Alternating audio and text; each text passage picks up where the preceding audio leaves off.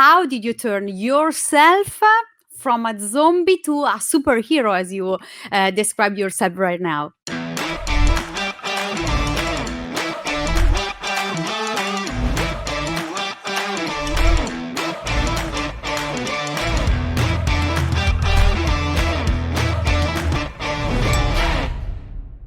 Hi guys, I'm Silvia Galati from Affilify and welcome to this episode of Unstoppables. So, if you want to improve your health, your wealth, your relationship, your life, you are in the right place. So, today I have a special guest. Let me introduce him. He's a success coach, an author, a coach, and an ex-zombie. Then we will see why. And his mission is to impact millions of life in his life. So, Brett D. Scott, welcome to this episode. Thank you for being with us. Thank you, Sylvia, and I'm really pleased to be with you. And I love how you mentioned the zombie, and we'll definitely get to that. I'm sure you'll want to ask me some more questions about that. But yeah, I'm really grateful to be on. And as you said, my mission in life or my purpose is to impact millions of lives. And you got to start somewhere. Yeah, sure, absolutely. So, yeah, the first question that I want to ask you is, tell me more about your story, your background, and how did you turn yourself from a zombie to a superhero, as you describe yourself right now? Let me just clarify. I don't go and save kittens out of trees. I'm not that sort of superhero. That's probably a fireman, actually. I shouldn't have used that analogy. I'm not a superhero in the form that I actually go and save people. Mm-hmm. I became a superhero and I've saved myself. So if anyone sees me on Facebook, feel free to add me. You'll notice that I'm looking like Clark Kent and I have my Superman emblem underneath my suit as I'm undressing. And the premise wasn't to say, look at me, I'm a big superhero. The premise was to say we all have a superhero inside of us. I love it. But we have to get in touch with that and we have to figure out why we're not saving ourselves, and that's essentially what happened to me. I've loved Superman for many, many years. As a child, I used to go to a wishing well and wish that I could fly like Superman, probably like we grow up, everyone with these superheroes in the TV. Yeah. Well, my mother specifically would not buy me a Superman outfit, like a costume for kids, because she was worried that I'd get up on the roof and jump off. So she bought me a Batman outfit, and what did I do? I still thought, well, he can glide, so I tried to glide off the roof, and yeah, you can imagine what happened. Better to avoid. Yeah. So look, let me answer that question. So what happened in 2014, in August of 2014, I was 39 years of age. I know I don't look it. I'm 45 now, believe it or not. But you are super young. This is your superpower as well. Thank you. And look, it's probably because of fitness. I've been in fitness for some time as well. 39 years of age, living in an amazing spot. My wife and I at the time were pregnant, almost 3 months pregnant. And I get this phone call from my office. I was working for a fitness business coaching company. So they help personal trainers and fitness business owners to improve their business. And I was their sales manager. Anyway, the admin manager from the office called me and said, we've got an issue with your invoicing. And I said, okay, well, when I get back home, I'll fix up the invoice and we'll be fine. She said, no, we've actually done an audit of the business and we actually worked out that it's about $50,000 that you've overcharged us. Yeah. And now, in any normal circumstance, like it was a lot of money. Yeah, sure. In a normal circumstance, though, I probably could have fixed it. Probably could have worked out a way to manage it. But it was like the straw that broke the camel's back for me. Mm-hmm. Because for years and years and years going back, I was with my wife at the time for 12 years. Oh, wow. And there were so many things over those years. I had little snippets of success, but every time I would get to a certain point, I would sabotage myself or something would go wrong. Yeah. And so what happened from that point is that I knew that as soon as I go and tell my partner that I now have this big $50,000 debt, that, you know, she's not going to be able to handle the stress and Yeah. our marriage is over. So it's the first time in my life that I know I can no longer control situations, because all the other all the other times that things that happen, I could control it, I Yeah. could manage it. This was totally out of my control. Yeah, sure. So like after I hung up from my admin manager, I'm sitting there with tears streaming out of my eyes for the first time in years. Like I hadn't cried since I was a child. Yeah, sure. Now that's a lot of that's a lot of repression, and Yeah. I'm sure there's a lot of men out there that do the same thing. And so in that moment, after I stopped feeling sorry for myself and realized I've got to deal with this issue, I made two decisions in my mind as I was crying. Number Okay. one, I said, I never want to be this person again. Okay. And number two, when I figure out how to actually fix the situation, I'm going to write a book and I'm going to help other men who are as stupid as me, because that's how I felt at the time, Yeah, for help sure. them to help them to understand how they can fix their situation. And you know, and that was the thought. And now when the tears stopped and when I'm walking to go and tell my now ex-partner what has taken place, I remember thinking, why did I come up with that idea to write this book? Yeah. You know, and at the time, because I'm thinking, I have no idea how I'm going to fix this situation. Yeah, sure. But the positive thing was that I always have been a very positive person, and that's the only thing that saved me. Positivity, having a positive outlook, was the thing that saved me, because very easily, you know, it's, and I'm sure you've heard it and seen it. Many people, you know, they go the other way and they commit suicide, or they just go down a path which is, you know, Yeah. not good. So I had, it was the biggest blessing of my life. For the next 4 years, I won't tell you all the ins and outs, but for the next 4 years, it was a real healing process. Yeah, So sure. I paid back the debt in a very short space of time, kept working for the company. I opened a gym. I was studied and became a personal trainer. I helped my ex-partner to be a stay-at-home mum for the first 3 years of my son's life. His name is Orlando, by the way. Okay. Sounds Oh, like an okay. Italian name, Orlando. Okay. And you know, we're still good friends to this day. In fact, we caught up, and I was talking to her about the book, because I'm in the final edit stages of my main book.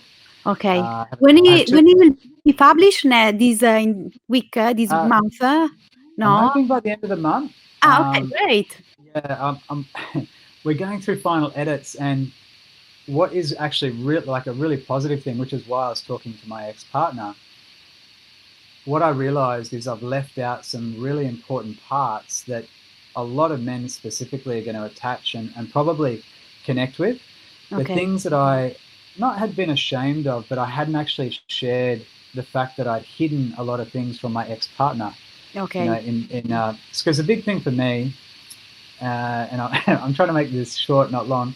The big thing for me is that I was the biggest paradigm, and I'm sure you've heard Bob talk about Bob Proctor talk about paradigms. The biggest paradigm that I realized I was carrying was dishonesty. You know, I was dishonest with myself, number one. Okay. And in turn, I was dishonest with my partner, and I was dishonest with other people. Not that I was a full-blown liar, but I would not tell the truth to not get into an argument, or to not rock the boat, or, you know, oh, they don't need to know that because I can deal with it. Yeah, you sure. know? And and now I know it doesn't matter what it is. Anyone listening, like, really and truly, you need to just be as honest as you possibly can. You know, I didn't realize why people, or you're in your case, in a situation like that one that you described, you used to hide things to the person that you were in love, and that you should live all the life together. So why do you think people used to do like this, and how we can avoid to do this, to not find ourselves in biggest problems in business, in life, and so on? it's a beautiful question, Sylvia, and I'm glad you're asking it, because the big thing is, most of us, if we're dishonest with ourselves and other people, it's to do with our self-image. Okay. It's to do with how we feel about ourselves on the inside. And usually what that means is our self-image is damaged, or we're carrying around traits, or we're carrying around, some people it's post-traumatic stress syndrome, Okay. PTSD, Yeah.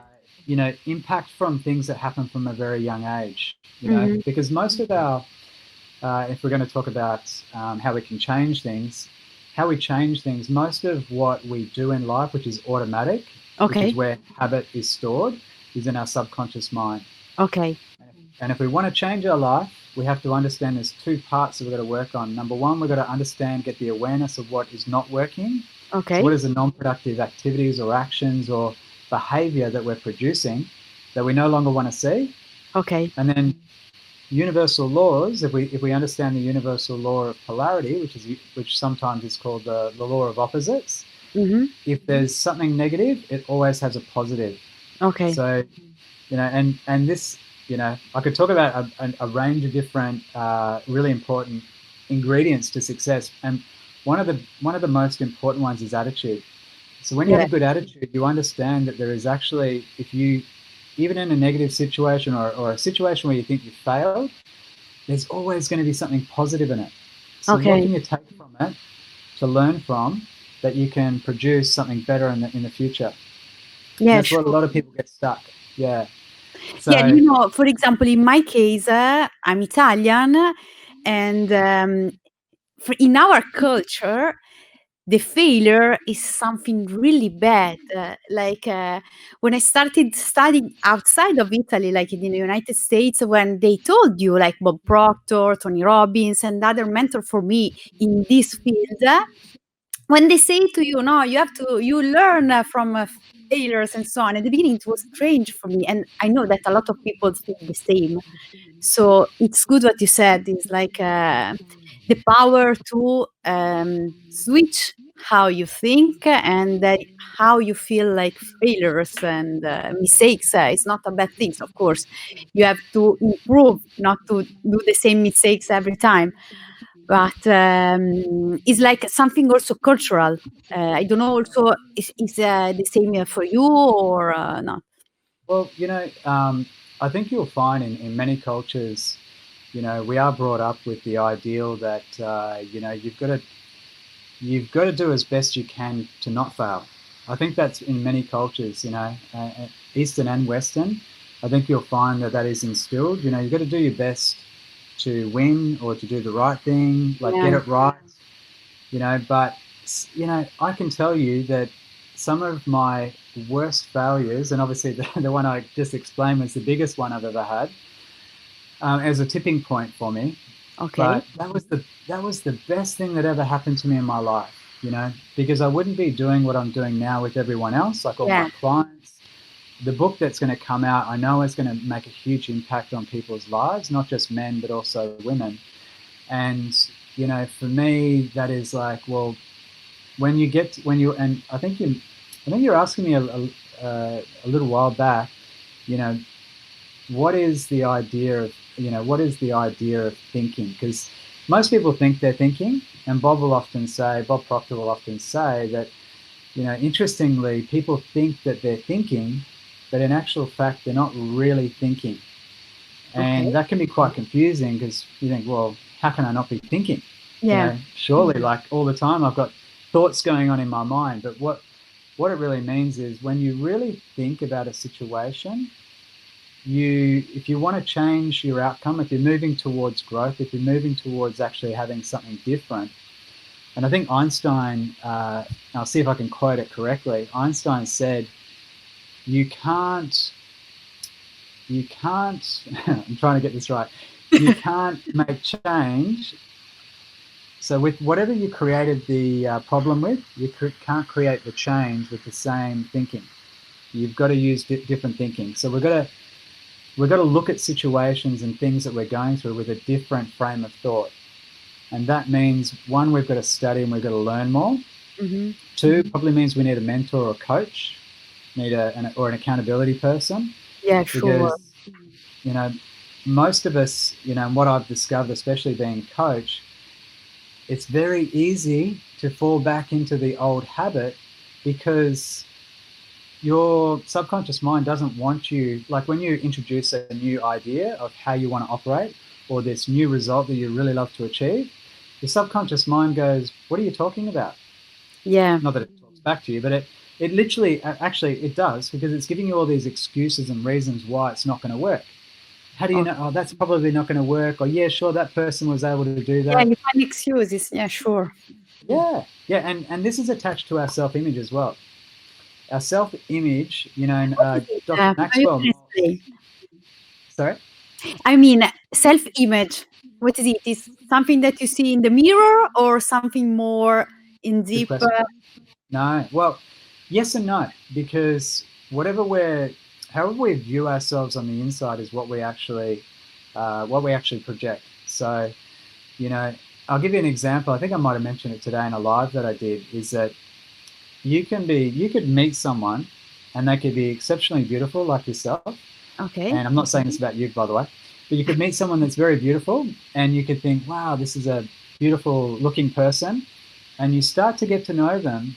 And as time goes on, and this happened to me, by the way, Okay. and as time goes on, you go, wow, this person looks different, or they're not as good looking. And Yeah. you think, how can that be? How could they change in such a short space of time? Yeah, Because sure. what happens is we start to, how we actually operate internally, especially if we're negative or a narcissist or something like that, we actually start to project our real image comes out. Yeah, sure. Once people really get to know us. So importantly, our internal self-image can control all of our outcomes. And Dr. Maxwell Maltz, I don't know if you've heard of him, he wrote a book, Psycho-Cybernetics. Okay. Have you heard of that one? No. No. Okay. In the 1960s, and Bob refers to this book quite a lot, Dr. Maxwell Maltz was a plastic surgeon, one of the first plastic surgeons in America. Okay. And one of the things that he realized is that when he would operate on someone and say change their nose or change a facial feature, and they would look different, look better externally, some of them would be a totally different person, like, totally change their world, totally new person, so much more confidence. However, however, then he would have those that he would do the same thing for, and they would look amazing on the outside, but they would look in the mirror and they would say, you haven't done anything. They couldn't see it. They couldn't see the change. Yeah, sure. Because they had that felt inside.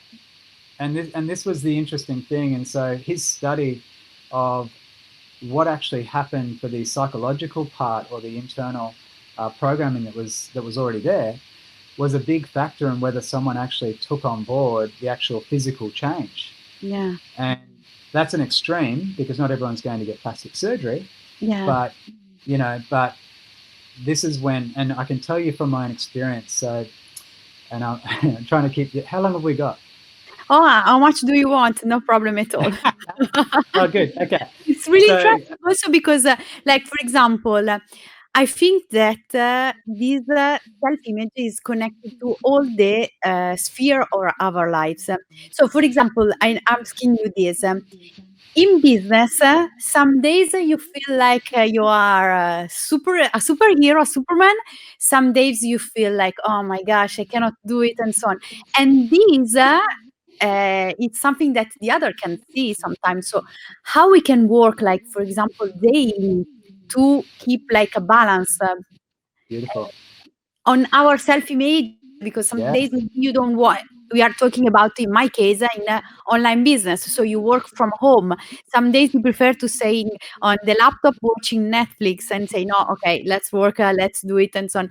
So how we can work daily, like some tips that you can share with us. Okay. Gratitude. Okay. Gratitude is one of the most powerful keys. And, like you've probably heard, I haven't got my gratitude book here, but you've probably heard, just an example, say you have a notebook here. Okay. Write down 10 things that you're grateful for. Okay. There's 2 things I'm going to give you, gratitude and meditation. Okay. Now, you write down 10 things that you're truly grateful for, Now, half of those could be things that are already manifested in your life. For Okay. example, the home you live in, your partner, your child, the food and drink that you have on the table, whatever it might be, things that are already here. But then Okay. you might have other things like your goals. Like you might be working towards getting a new car, going Okay. on an amazing holiday, a new business, whatever it might be that you're working towards that you know you're going to achieve because you've set them as goals and you never give up. So Okay. write everything down as if it's already taken place, because Okay. obviously some of them have, but every single thing. And so when we're writing them, we're actually wanting But you to suggest spend in the time. morning or in the evening? Well, actually, you can do it at any time. Ah, okay. So I would say morning will set your day up. If you do gratitude and a meditation, you will find that you actually set your day up. You will feel, because what happens is we're raising our vibration. So everything, so when people talk about the law of attraction, Yeah, sure. so the law of attraction is a secondary law. It only operates in conjunction with the law of vibration. And the law of The law of vibration is, what? Sorry, I didn't understand. sorry? The second law is the law of attraction, and the other one? Yeah, so the law of attraction is a secondary law. Okay. The law of vibration is the primary law. So And what if is I don't know. so the law of vibration, what it decrees is that everything is in a high speed of vibration, every single thing. Okay. So, the computer that we're on, the microphone in front of you, our physical body, Okay. the molecules or the atoms are in a high speed of vibration. Okay. So what that means is even our thoughts operate through vibration. Ah, So when we want to manifest things, see, nothing in this world would not have been created without thought. okay. So we live in our world, and I'm going a bit deep here, but our world operates via thought. So if we didn't have imagination, nothing would have been created. Right? We're Okay. the only beings on this planet that have a conscious mind to Okay. create. So, to make a long story short, if we operate where we raise our vibration, which is what gratitude does, because Okay. we're grateful, we're in the now, we're saying, thank you so much, I'm very grateful, I love, and we get into that connect with the feeling. This is where you got to visualize, connect with your heart. We're connecting all the senses or as many higher faculties as we can. When you do that gratitude, you can do it first thing in the morning, will actually set your day up. But if you're, like you said, say you're struggling or Okay. you get some bad news or you don't get a sale Okay. and you feel a bit crushed, and if you start doing the gratitude, I promise you, if you do it, where you get onto that vibration, you start to really visualize how it feels to actually be grateful, Yeah. you will raise your vibration, and it'll be very hard for anyone to take you down, Oh, because that's when, cool. when you're in that high vibration of positivity, negativity cannot get in. You can Yes. only have one or the other. You can't have both. Yeah, absolutely. This is interesting. Absolutely. One thing that you said before that I really loved is connected to having someone like a coach, a mentor that helps you daily. Out there, like at the beginning of the year, all the people starting the year. In the reality, I used to do it at the end of the December. Like I take a paper and say, okay, this year was like this. This was good. This not. I want to reach these goals and so on. And so I start planning all the new years even before that it started. But usually people, also some of my students and so on, they will start, yeah, we will do everything, we'll start again, this year will be my year and so on, but then at the end of January they lose their how can I say, their enthusiasm, and they quit, if we are talking about like personal goals, in business goals and so on. So it's truly important to have a mentor. What do you think about this? Yeah. I'm a person that I need like Oh, a mentor also in my life. For example, this morning I wake up, I am an early bird, so I love to wake up really early. So 6:30 I was in the gym with my personal trainer doing exercises. But not every Friday, since in Dubai Friday is a free day, is a weekend. I'd love to wake up at 6:30 and go into the gym. But since I have a person that ring my at my door and say, Silvia, let's go to the gym. I proceed on this way. So what do you think about this? You support the idea to have a mentor, a coach in life in general, in every sphere of the life? Okay, so you got two things there. Number one is your New Year's resolution. Yes. Right? So, look, I think I was the same. I used to make the New Year's resolution, and maybe I'd be lucky if I get a month. Maybe it'd be 2-3 weeks, and then I would, kind of not forget about it, but it wouldn't be as strong, wouldn't be as motivated. Yeah. What I would suggest to anyone is start your goal anytime, and you don't have to. It doesn't have to be a year. It could be 6 months. It could be 3 months. Whatever it is. Once you've actually achieved your goal, you've got to set a new one. Yeah. Now, you can have as many goals as you want, but what I will tell you that has made the hugest difference for me, because I worked in real estate for many years, and we're always setting KPIs, and you want your goals and what are you working towards, and I would have a vision board and all these different things that I want, which is great. It's not to say don't do it. Yeah. It's just that if you really want to grow, if you really want to not just grow with business or finance, but if you want to grow as a person, you shoot for something that is that you've never achieved before, that is so massive, so big, so audacious that you go, oh my God, I would love to achieve it, but then I'm frightened, I'm scared because it's so big. Yeah. Well, what happens, there's so much growth in there, because you'll think, I don't know how to do that. And that's good. If you don't know how to do it and it scares you, the likelihood is there's a lot of growth that's going to happen, because you have to learn. There's so much learning that needs to take place. And to answer the second question, when you decide to do something like that, you are going to need a mentor. You're going to need a coach. You're going to need someone to keep you accountable that says, how are you going? And you want to have checkpoints. So it's not just, here's the goal. It could be, 9 months, a year, 2 years, whatever the big goal is. But we want to have checkpoints. And I have a performance coach myself. His name is James Whitaker. He wrote the book, Think and Grow Rich, The Legacy. Okay. And created the movie. And he gives me 30, 60, 90 days, and we keep checking in on a number of different factors that all relate to different aspects of my life, and even number them. So we work out, how do I feel, between 1 and 10. And you can gauge how you're actually moving based on how you feel.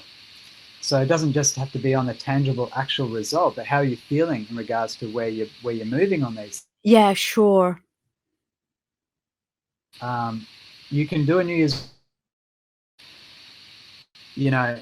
think about setting goals as a life force. Setting goals is a life force. Like if you want to grow, if you want a growth mindset, if you want to achieve more than you've ever possibly achieved, if you look at people like, maybe you don't want to be this type of person, but a Grant Cardone or a Gary Vee, of course they're super hardworking, workaholics, but let's say you want to be hugely successful, a multi-millionaire, billionaire. Well, there's going to have to be many, many changes that take place. And if you try and do it yourself, like I used to do, it's probably not going to happen. Yeah, you might get 1 or 2 things done, but you're not going to achieve the goal, and you're going to feel like, what's the point? I'll just go back to what I was doing. Yeah, sure. You will come back to the zombie life. Zombie life, yeah. Yeah, so, and just to clarify that, and the reason I mentioned that I felt like I was going through life as a zombie, because my life wasn't bad, but I would think, when I would make bad decisions, I would think, why did I do that? I know better. I know not to do that. I know I've got really good friends who, have multiple businesses, millions of dollars, and we're the same age, and we worked through the same business, very early on, yet they've been able to make better decisions, and I know those decisions, but I didn't make them. And I used to think, why did I continually keep going for the bad choices? Because of our mental programming, and I didn't realize it. I was so oblivious. And when I finally figured out at 43 years of age, this is a breakthrough. So I gave you the breakdown in 2014. In 2018, November, I was listening to one of Bob Proctor's programs called The Paradigm Shift. Okay, I know. And it would have been, maybe it was day 2 or day 3, and Bob was he was preaching. I don't know if you ever listened to Bob, but sometimes he is almost yelling at you, yelling at people, saying, "You got to do this, like you can do it," you know. And whatever he was saying was impacting me so powerfully. I can't remember the exact words, but whatever he said, I started to cry again. Yeah. I mean, and this is a positive cry. I'm Yeah. driving the car and I start crying, and I'm thinking to myself, "What's going on? Why am I crying?" Yeah, And then sure. in my mind, I hear the words, "Oh my God, you're going to be successful this time." Okay. Now, and just to premise anyone that doesn't understand, when you're having a release, when you're having an emotional impact, Mhm. and usually they are negative situations. Bob likes to premise 9/11. It was a very negative situation, totally out of everyone's control. Yeah, sure. The situation I had, I didn't fully cause it, but it was totally out of my control. But you know, those two things that I suggested, the first one being that I never want to be this person again. Well, I Yeah. never will, because I've changed. And the second part was I'm going to write this book to help other men. Well, I've done the book. It's almost there, you know. Yeah. And then then the third one, which is this crying to the paradigm shift, listening to Bob, those words, "Oh my God, you're going to be successful this time," were so important for me because many, many years I'd made those stupid decisions. And so if I went with that same mentality, if I didn't have this new belief stored in my subconscious mind, I could have possibly given up. Because it hasn't been easy, you know, Yeah. and I'm sure you know, like anytime we decide to do something that is, you know, big or anything that's bigger than we've ever done before, well, there's going to be challenges that come up. No Yeah. one's going to make it easy for you, you know, Yeah, and you've sure. got to be resilient. You've got to be persistent, and you've got to be prepared to, you know, put up with whatever is put in your way. And that's Yeah. why you got to understand. You got to, and this is hopefully going to help anyone watching or listening. Whatever you decide to do in life, make sure you are on purpose. Make sure you are passionate about what you're doing. Like, Yeah. don't just do something because you think, "Oh, I can make more money on this." Yeah. Do something because it really drives you. Now, I'm not saying you can't have other interests and other multiple streams of revenue that you have, you know, because Yeah. we've all can't Yeah, just rely sure. on one source, you know. And anyone successful in business will always tell you people don't make their money on income. Nobody becomes a multi-millionaire or a billionaire Yeah. by earning it. People don't earn millions of dollars. People Yeah, have money work for them. So that's an important key. Does that yeah. help? Yeah, absolutely. Thank you so much. Really, I appreciate that you answered all of our question with a lot of other things that we have added in this talk together. So, just to go to the end, Yeah. to be successful, you have to be persistent, consistent, and as an old man said, how do you eat an elephant? Bite by bite. So Bite if by you bite, one have piece at a nothing time. big, Yeah. proceed step by step, right? Yeah, and you know, most people, you know, the actually one of the most important keys to success is getting started. Yeah, sure. You know, it sounds very simple, and it's like, well, how would you not know that? But most people, they talk themselves out of it, you know, because they're like the elephant. They're thinking it's so big. How am I going to do this? Yeah, And you don't exactly. know.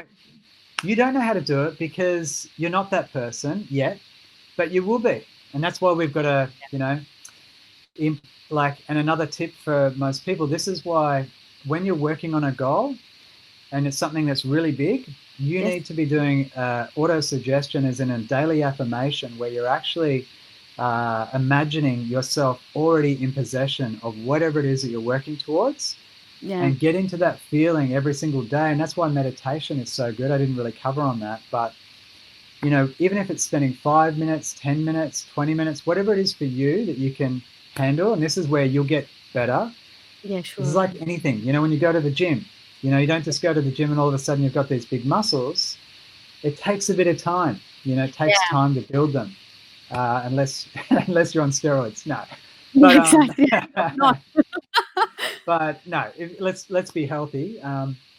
So yeah, so my big tip is, it's a recipe. Success is not one ingredient. success is not this magic pill that you just do this one, just get this one thing right and it's all going to be amazing. There's lots of pieces to the puzzle, and success leaves success leaves clues. So, hopefully some of my tips are going to help people, but, they can reach out to me, reach out to you. But if they, and I know it's obviously harder with someone really big like, Tony Robbins, to get right into the inner circle, you got to work your way up, or Bob Proctor. Yeah. I just had an interview in December on Jack Canfield's show on talking about success, talking about the book as well. Yeah. And, we were talking about, he was telling me that, in all the years he's been doing the work that he's been doing, and he started with a book called Chicken Soup for the Soul, which some people might know. And that book, I think they've created thousands of versions, right? Yes, there's so many versions. I think it might be 200 different versions of that book, different languages, of course. And he has done another 200 books where he's either authored, or co-authored as well. Okay. But what he said is that, and he's written a book called The Success Principles, and if you haven't read it, it's a very good book to read as well. Okay. And, one of the things that he said that he attributes to his success is actually being a great student, and Bob says this as well. Okay. When you start, you've got to be a great student and learn as much as you possibly can, but when you're learning it, apply it, make mistakes. What you said at the start, your culture, failing is something that is frowned upon, and I made a decision at the start of 2019, and it's the decision that really defined, bless you. It's a decision that really defined how I was going to, how I've got the success that I've got so far. Yeah, and funny enough, strangely enough, I mentioned this to Jack Canfield on the interview, and I didn't know till the following day that this is actually a quote of Jack Canfield's, which is, you need to be more afraid of not trying than failing.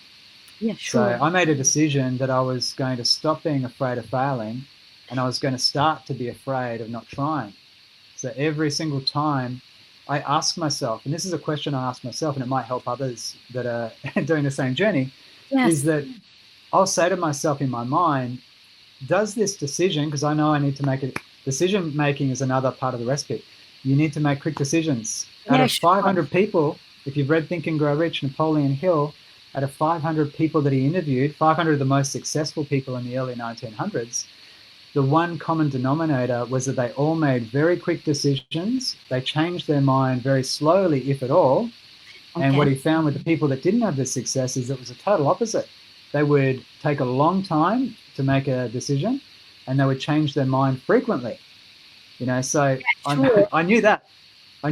And so those two things have been really powerful. So when I'm in that moment where I've got to make a decision, I go to myself, okay, does this have an ability to get me closer to my goal? And if I get that gut feeling that it's a yes, I'll just say yes straight away. Don't even know if I've got the money or how I'm going to do it. Doesn't matter. Say yes. Decision making is so important. Forget about whether you can afford it. Forget about whether you know how to do it. Doesn't matter. Later on. Yeah, sure. Yeah.